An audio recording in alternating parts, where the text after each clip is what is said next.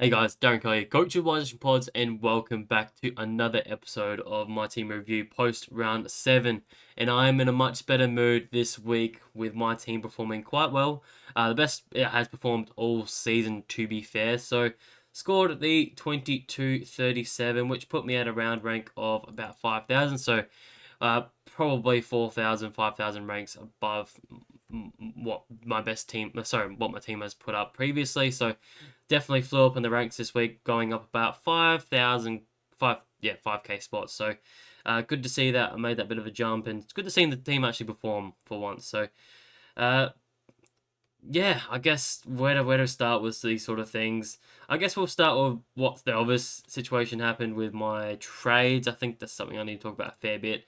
So I ended up going with the Gorn and Ned Long scenario with TDK and Davidson, and it probably wasn't what I said I was going to do with TDK being named solo ruck. I was like, he's probably going to score well, and he did. Like he actually put up a decent score with 117, so probably didn't get the maximum amount of value out of doing these trades with him doing that well, but I still think it was the right move to make in my head. It just felt right. It's hard to explain why it felt right. And to me, I just felt more confident that I was really keen on a Ned Long, and I obviously wanted Max Gorn as a long-term prospect, with especially with him potentially being a captain option and the matchups he's coming into. I really wanted him as well. So glad I picked him up, and obviously Ned Long, I'm really happy with as well. And it's hard to explain why it just felt right. So ultimately, that's why I went with it. It was also on the flip side of things, that even though I expect Straka to be really good, we still haven't seen a huge amount from him. I think I have a little bit more confidence now that you put up the 114 on the weekend that he's going to be a good long-term prospect, but I still didn't have that huge amount of confidence in a Petrarca to trade him in over the likes of Ned Long and Max Gorn in this scenario. Even though it only gained me 2 points when comparing it all with the trades that I was going to do. Um, didn't grab Bustlinger in the end. Due to that trade, probably at the end of the day, I think I gained a little bit more from doing these trades with getting the cash generation from a Ned Long and the points on field from him over the likes of getting a Bustlinger and doing a classic one up, one down scenario like normal. So ultimately, this is what I went with. You can argue if it's right or wrong thing, but it just felt right to me, and I think I came out better in the long term with this so far. As long as Ned Long, obviously he's still risky week on week if he's going to be subbed or not. But I think for now he is definitely performing, and it was good to see him actually do it in a different way than what I expected on the weekend. It's probably where I'll start with my individual player summaries. Is that he did it in 67% time on ground, and I expected sort of 10 plus tackles with the wet weather footy. I expected him to get a lot more tackles in it, but it was good to see him actually do it with more marks. And it showed that he's actually able to spread and get the marks on the outside, and they're not afraid to kick it to him when he's in space as well. So yeah, it was really positive to see him go well. 95 at that price range. Could have kicked 2 goals, but he did pass one off to Maynard, and he did kick that. So he's just being a very good team player, and I think he's good to stay for a little while longer in that team. So I don't see him being subbed out at any time at the moment. So yeah, really happy picking him up, gaining me that 56k. Being fairly unique. Max Gorn, it's hard to go past him with my +3, obviously being the trade in, then being the VC. The second week in a row that I've traded in someone and then put the VC straight on, and it seemed to work both weeks with both 130 pluses. So it was good to see him put up that 138. It could have been much bigger though. It could have been that 150. He got rested for, I think it was maybe 14 minutes in that last term. He only had like a 16 point last term, I think it was. So he was on to 122 just to start the last quarter. So it could have been that 150, which would have been mega, but not to be. But it does come up against West Coast this week, which in my head means an easy C option, obviously, with how well Lloyd Meek particularly went against Finn, what's his name? Matt Flynn on the weekend, had 58 hitouts. So if that's still the case, then I definitely will be looking there. But with that performance, there's every chance that he is then dropped. And it actually is surprising to see that Max Gawn actually struggles against the likes of Bailey Williams. I don't think he's put up 100 plus against him for the last 3 years. So, yeah, that could be a bit of a change to see how that goes in team selections. But I'm really happy with Max Gawn. I think he's going to go well over the next couple of weeks, and I still think he presents a bit of value. Obviously, he's down 82k to start the season, jumped up that 47k. So anyone that's looking to make that jump from TDK to Max Gawn now, you are starting to pay a little bit more, and that's probably another factor why I jumped onto Max Gawn, just because I knew he was going up. He's going to become a bit out of price range very shortly, and then it would look to be like a not really much of a sideways trade, but more of an upgrade in the end of the day. So I looked to grab him while he was cheap, and around that $1 million, I still thought he was pretty cheap, considering I still think he has probably 5 to 10 points of value on top of his head with how he's going at the moment. So yeah, that's my trades done. We'll now sort of talk about individual players. I'll give my -3 now, and that is obviously Birdman. It is time's up, time to go now. Unfortunately, it's held out with some hope. Obviously, with him having such a good start to the season, he looked like he was going to be a good unique pick, but unfortunately did get that injury and hasn't looked himself since. But there's also the other side of things that his role has slightly shifted with the likes of Rosie going into that halfback role, taking a lot of points back there. So unfortunately means that Bergman isn't getting his hands on the ball nearly as much, not getting those sideways 50s nearly at all. Most of his points come from interceptions or getting around the ball and doing the hard work. So not getting those cheap plus sixes every now and then. So he's one that needs to go. Unfortunately, did drop 58k, so that is a bit annoying. But at the end of the day, it's not too much of an upgrade from him to a mega premium. It is 300k, but I can easily get that from a rookie. But it does mean I'm probably not going to be able to get a rookie off field this week, which ideally I would like to get a trainer off this D6 spot. While, funnily enough, the triple defender rookies could have worked this week, I don't think it's going to be something that we want to look to long term. So I am a bit concerned with who am I fielding out of these two this week. Obviously, if Noah Bolter's back in, then that probably means trainer is then the sub again. So he is another warrior that I need to consider, because he's one that could potentially go if that's the scenario. I don't know when exactly they play. They don't play until Sunday afternoon, so the second last game of the round. So it will be pretty tricky to sort of predict those sort of trades, not knowing if it's going to be the sub or not, but fingers crossed we will get some news early doors. So here's definitely one that could definitely go this week. Zach Reed somehow managed to get to a 74 in what was a wet weather game. He did very well, and again still put up some decent price and gaining 39k, and his break even still fairly low. That probably can hold him for another week and potentially be a fieldable option against North. So he may be the option that I go to field this week, which doesn't give me a whole lot of hope, but is probably the best I've got in this scenario at this point in time. So bit concerning there, but for anyone that does have a bit more luxury and continue upgrading one up, one down, then that's highly something that I recommend, getting that D6 spot sorted. But yes, again, limited options in that defensive sort of zone, as we've mentioned in the past couple of weeks. Sorry, a lot of people aren't performing in that sort of space. Holmes dropped another poor score. Ash apparently is injured. For what I am aware, he has spent the last 10 minutes on the bench with his calf on ice, so potentially that looks like a calf issue for him. Who knows how long that's going to be out for, if any time. There's been actual no news about it at all, so we will know more come tomorrow, Tuesday, when the injury report comes out. So keep note of that. For those that had brought him in recently, he is 11 or nearly 12% owned. So and it is a huge shame with how well he's been performing. Luckily, he did get a nice 113 from him in that game. So he did gain some cash for you, and it's not too much of a sideways trade. If he is out for an extended period of time, you could easily jump off him to another player and potentially still get an upgrade on the other side of things there. So Nick Martin also didn't perform with a 72 in that game, so it's just what he's going to do. He's going to be mega one week, but also pretty poor the next. Was a tough matchup against the likes of Collingwood. They are an extremely tough matchup at the moment, so no real surprise there. He'll probably bounce back this week against North, so could potentially still be a target, but again, higher break even, probably still overpriced in my opinion, but each to their own. Sinclair is got a higher break even, decent run, so he's probably still one of my main targets in my opinion. Zorko finally put up a decent performance after a 3-week stretch of some poor scores.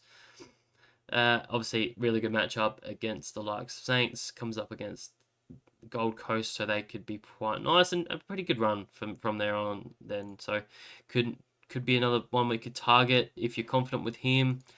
Sheasel just putting up some mediocre scores, nothing too bad, but nothing too amazing either. So he's another one you could jump on just for consistency. The run, just looking at that for inside mid, specifically for North. Essendon, Brisbane, Richmond, next 3 weeks are pretty good. Collingwood's tough, and then comes into the bye. From then on, it is what it is. So he's one that you could definitely jump on, assumingly he's going to be a top 6 defender for sure, probably averaging that 105. I think he's still priced about 104 at the moment, so he's about priced to what you're going to be expecting. So he's one you could easily jump on for his good days and bad days. Besides that, Midfield, I think, is way too expensive, even though he has been performing so bloody well. He's going to drop at some stage, so I just don't think you're paying up for him at that ridiculous price range. So besides that, you got a few cheaper options. Dacos, Salem, not going there. Noble's surprisingly been super good, and obviously been a mega pick so far. If anyone jumped on early, you'd be extremely happy with how well he's been performing. Bowie as well. He's gone up 250k for the year. He's been a massive starting pick, and anyone that jumped on early would be very, very happy. There's still an option that you could jump on him, but he doesn't have a huge amount of more money to make. But yeah, he's been super consistent, and depending on what you're thinking an average, he can be there or thereabouts. Anyone that jumped on Amon last week, that is super unfortunate with his concussion. He'll be out next week. That's just how fantasy goes sometimes. You cop these unlucky bumps, and a player can be out for a week. I guess the question is, with Amon, do you trade him out when you consider that he's going to be coming straight back into the likes of Melbourne, the friendliest matchup for defenders? He could definitely break even pretty quickly. It's just whether who's your cover for this week with him on the sidelines. Could you use him as a looping option? They, again, don't play until the second last game of the round, so you could use Amon as a pretty good looping option. Between the likes of Trainer, Reed, whoever else you may be bustling in that back line as well, they all play it well before him, so you could play a bit of a looping game. That's probably my recommendation. But yeah, there's so many defender options that aren't performing well, so I don't know how I got dived into this, but back on track with my player-on-player performance. Wayne Lura was awesome. Good to see he got a lot of mid-time, which is surprising to see. He put up his ceiling score for the season with a 131. Had 56% time in the midfield at CBAs, which was a huge positive. Shows that he's got plenty to offer in that midfield, and maybe it's something that we'll see continue on this season. So that is a positive. Had lower time on ground, I guess, just due to that increased time in the midfield, just a bit more impactful. Obviously takes a bit more out of him, so that is slightly concerning, but yeah, 72% time on ground for a 131. Yeah, absolutely taking that every day of the week. Got forward, kicked a goal, and even missed a couple others. So yeah, adding a few strings to his bow, and that's only going to increase his ceiling, which is something that I've been asking for with him. He's been super consistent with this 90 to 110 sort of guy. But yeah, good to see him putting up a bit of a ceiling score there. Jane Short, just 90. Again, just nonchalant, nothing to really be concerned there, but eventually will be able to go. Roberts, again, great this week, 114, his ceiling score for the year. Awesome to see. Got plenty of marks, plenty of disposals as well, so good to see him return to some form. Does have a tough matchup this week against GWS, so it won't last long, but yeah, good to see him go well. Already spoke about Bergman, his time's up. Bice, Trainer, Reed, all performing well as rookies, doing what they needed to do. Did lose the 30 points on the Zach Reed to Bergman, but you're always going to field someone over who's 700, well, nearly 800k over the likes of Zach Reed in wet weather. So that was always going to happen. Midfield still lacking a little bit, in my opinion. Dawson scored well, but didn't score anything in that last quarter, so that could have been a 120, if not 130. Dacos did really well with the 120. If you had him as your VC, you'd be pretty happy there. He was going to be my VC if I didn't do the Max Gorn VC, so ultimately gained 18 points there. Rosie were the one at 8, which when he had a slower start in that game, got a bit of attention as well. So good to see him get past that in that role, which is nice. Oliver, just an 88. Pretty poor for what was a better matchup. Hopefully he can go well this week against the Eagles. Otherwise, he's going to start to become a bit of an issue if he's only going to average 95 and potentially be someone that we look to trade out at some stage.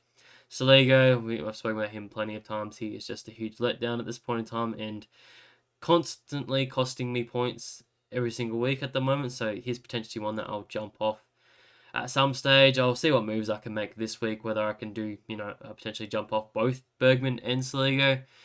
But that would, again, be maybe up to the likes of a Sinclair, but then I would have to go down to a mid-pricer, maybe 500k sort of range mid-pricer, which I do have one in mind, but it doesn't fill me with a huge amount of confidence for the long term, so I'll dive into that pretty shortly. Marek, just super consistent with his 70s, but does come into a nicer fixture now, with the next 3 being very friendly for defenders, so fingers crossed he holds on to his job security, because he did have a few turnovers in that game, which does concern me a little bit, but fingers crossed he holds on and can perform over the next 3 weeks, and then potentially can be moved on from there, because his break-even is getting a bit higher now. So I do really want him to push that 85, 90 in the next coming weeks to continue his cash generation. Ned Long, spoke about him. Great to see him in my side. Xavier Lindsay, awesome to see him return to some form with that huge 98, and it could have been bigger. I think he spent his lower time on ground in the last 2 quarters specifically, I think had 12 minutes in each quarter, so it could have been massive. But yeah, awesome to see him off that halfback, just racking up +6s, spreading on the wings. So yeah, awesome to see. And yeah, was very confident with him on field, and am going to be pretty confident with him on field again this week against the Eagles, for those that still have him. If you traded out of him, I probably still wouldn't be targeting him.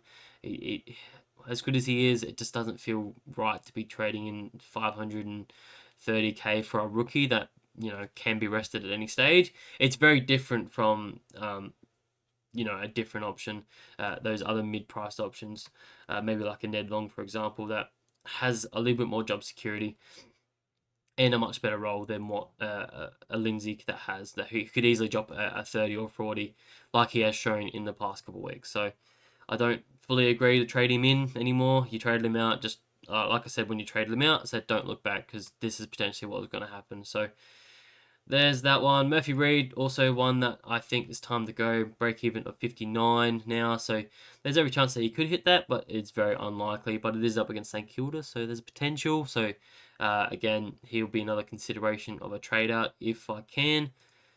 Moraes would also be another trade-out target, but I just don't think there's enough money on his head to move him on to anyone significant this week, particularly when I'm looking at moving off Bergman. I need that 300k, so that probably comes from the likes of Murphy Reed, most likely. The big boys in the middle got it done, with Max Gorn and Cherry both putting up 120 pluses. Good to see Cherry put up a pretty decent score in what I thought he would struggle in against the likes of Sweet. I thought Sweet would do a lot better than what he did. I think he's going through one of those rough patches at the moment where he's starting to get a bit overwhelmed as that main big man in the middle. So it was good to see that Cherry was able to capitalise on that, kick a goal. Didn't get many tackles, only 3 tackles, but still put up 23 disposals. Was a huge positive to see. 6 free kicks, 4 definitely helped, but he is also just a very good ruckman, and that's one thing he adds to his bow, that he's just able to collect a few free kicks when it doesn't go his way. Does come up against Goldstein, so he was potentially a VC option on the Thursday night, I believe, this week. So stay tuned for captains later this week. And if you don't have him, and maybe you have an underperforming ruck that you're not happy with, then he's definitely an easy sideway option. He is definitely the cheapest he's going to get all year potentially. Well, he was cheaper last week, but he's only 13k more expensive now. Lower break even, so he's definitely one that should be starting to rise pretty quickly. So if you want to jump on, there's definitely a world that I'll do that. On to the forward line, and all super consistent really. Bailey Smith with that 132 was definitely a pretty good captain option. I've got to stop denying him of that. He's just absolutely everywhere at the moment, getting plenty of marks, plenty of tackles, and obviously a huge amount of disposals and even kicking goals. So does come up against some tougher opponents now. I think these next 3-4 weeks are pretty tough, so he may not feature in captains a huge amount over the next month or so, just really focusing on those matchups, but he doesn't seem to care a huge amount. Crows were a pretty tough matchup, 102. Hawks are a pretty tough matchup with an 84, but besides that, he's had some relatively easy matchups where he's actually performed well. So, probably won't be relying on him too much longer, but he's been amazing pick. Same with McRae, saved it late in that game, but not doing amazingly over the last month. Some people are questioning whether to trade him out or not. I don't fully agree with that. His last 3 games have been particularly tough. Like Adelaide, GWS, and Western Bulldogs have been tougher matchups. So it was good to see you just put up a pretty mediocre score against a mediocre sort of team, matchup, I must say. He does come into a nicer fixture in the next couple of weeks, leading into the bye. So I wouldn't be looking to jump off him now. I'd be potentially after the bye or even on the bye is maybe the question if he isn't going to be top 6 in his line, which I still believe he will be. So don't jump off your premiums just yet. Jason Francis and Isaac Rankin, just standard 90s, nothing too amazing, but not hurting anyone, I don't think.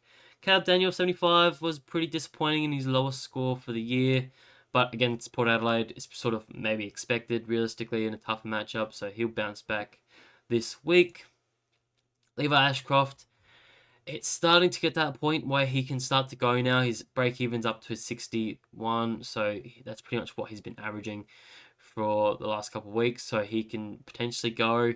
Was a little bit disappointed to see he only got the 65 against an easier matchup in St Kilda, but he was copping a fair bit of attention from the likes of Brad Hill, who just kept him accountable all day, didn't allow him to get his usual 5-6 marks out on that wing. So that was disappointing to see. It could have easily been an 80, if not 90, if he got those usual marks that he would normally get. But it was good to see he still got 23 disposals in what was a tougher game. I think it was that wasn't his highest disposal count, but it definitely was up there for him.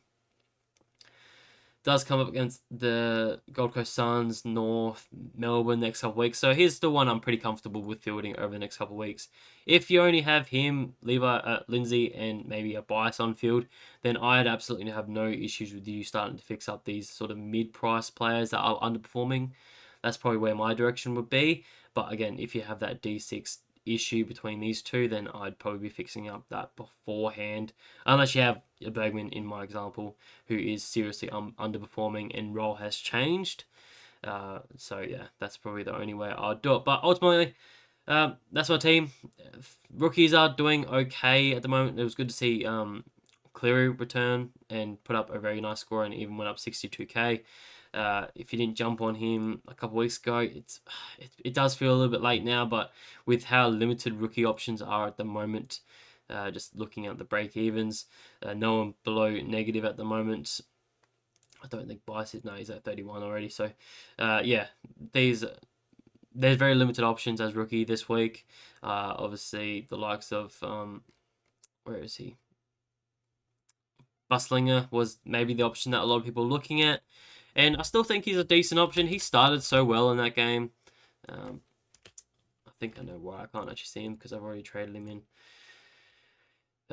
So I've already made the Murphy to Buslinger trade. He scored just a 42, break even to 13 up against Port Adelaide is a bit unfortunate, but I still think he's one of the rookies to trade in if he holds his spot this week. He started with 25 points in the first quarter, but then just really slowed down from there. I don't know why it's not showing us how he performed over the weekend. It doesn't make sense to me, but it is what it is. Besides that, Carroll was probably the pick of the bunch last week. putting up a decent score against a tougher matchup, but they did get the win in that game, so which was a bit of a surprise. Didn't kick any goals. Sorry, he's a defender. He's not going to kick any goals, but yeah, did well in the halfback there. So he is still another potential one to jump on this week. Connor McDonald, I do think his job security is a bit too shaky to be trusting him, but again, does have a pretty good matchup against St Kilda. He's playing as a full forward, where he's kicking goals at the moment, so yeah, if you want to go there, you definitely could. Doing a bit of ruck relieving as well. So, but Luke Jackson to return in potentially, if not this week, next week, is probably not one I'd go near, in my opinion. You know, Jackson's straight in once he's fit and healthy, so that probably means he is out. Besides that, there's really no other rookie options to really look at this week. You'd pretty much be jumping on a red dot that you're hoping that they come in pretty shortly, like a Smiley or even a Boxshall is another one that a lot of people are looking at. But to finish off the video, I've already been going for 26 minutes. I should wrap it up in the next couple of minutes. But obviously, Bergman is the one that I need to trade out. So he is my number one priority at this point in time. So at the moment, I've got Murphy Reed to Bushlinger, and that does net me with $1.065 million to be able to get an upgrade. And the person I'll be going to so far is likely to be Sinclair. That does mean I will be running both the St Kilda boys in my defensive line at the moment.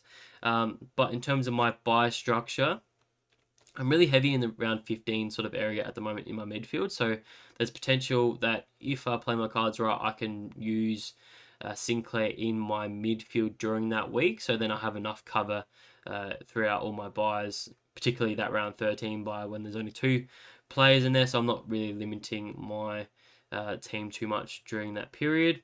I only got the 3 players, 3, maybe 4, if you count Harry Boyd on that round 13 buy. A lot of round 14s in my defensive line at the moment. But yeah, probably these guys, well, Jaden Short will probably be gone very before then, I would say, if not on his buy.